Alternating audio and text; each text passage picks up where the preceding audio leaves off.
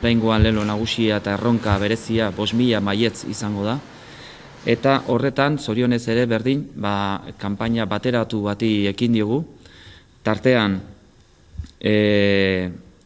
Tolosaldeko udaletxeak ditugu, Ibarra, Tolosa, Bilabona, Zizurkil, eta Uemako Tolosaldeko urrengo udalerri hauek, Aduna, Anoeta, Alegia, Altzo, Amezketa, Baliarrain, Belauntza, Helduaien, Gaztelu, Ikastegieta, Irura, Leaburu Txarama, Orendain eta Orexa. Hauekin batera elkarlanean, Galtzaundi euskara taldea eta kontseilua daukagu bide lagun kanpaina honi ekiteko. Orain, aukera ona dugula errenta aitorpena etortzen dalako, eiteko garaia dalako, eta ordun hori euskaraz egiteko eskubidea daukagulako. Ordun, Juan Luk esan du, kanpaina berri bat abian jarri deula, eta Ueman aldetikan edo denen elkarlanen 12.000 esku horri banatu diela, eta 500 kartel jarri diela. Kanpaina moskeo moduan eginda, 5.000 baietz jartzen da, eta 5.000 launen kopurua iritsi nahi da errenta aitorpena egitea, euskaraz egitea. Lehengo urtean, 3.800 pertsonak egin zuten euskaraz, eta esan behar da, 625 lagun gehiagok egin zuela euskaraz, aurreko urtean baino.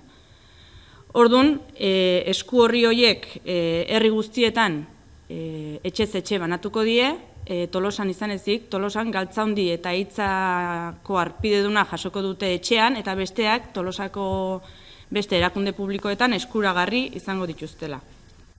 Aurten, errenta aitorpena egiteko daukagun epea da apirilaren 18-tik, ekainaren 25-era, eta zergagunek, esan bezala 3 bide edo dituzte hori egiteko. Batetik, Foru Aldunditik autolikidazioa proposamena etxean jasotzen dugunean, telefono batetara deitu behar dugu hori berrezteko, bai? 902-100-040 zenbakira deitu, eta han aterako zaigu grabazio bat, non errentakoekin euskaraz hitz egin nahi badugu, nola egin behar dugun galdetuko dugu. Guk aukera egiten dugu, euskaraz egin nahi dugula, eta modu horretan berrezten dugu, bidaldi diguten aitorpen hori euskaraz egin nahi dugula esanez. Beste bide bat izango litzateke internet bidez, gipuzkoa.net webgunera joz, eta han ere 3 pauso xumeren bidez, iritsiko ginateke hizkuntza aukerako arlora. Eta hor ere aukeratuko genuke euskaraz egin nahi dugula. Eta gero daukagu mekanizatua, eta hor ere mekanizatu hori egiteko daukagu lehen aipatu dudan telefono hori bera edo interneteko webgune hori, eta berdin aukeratu dezakegu euskaraz egin nahi dugula, eta bertan aipatutako pausotxo horiek jarraituz oso modu errezean lortuko genuke euskara aukeratzen.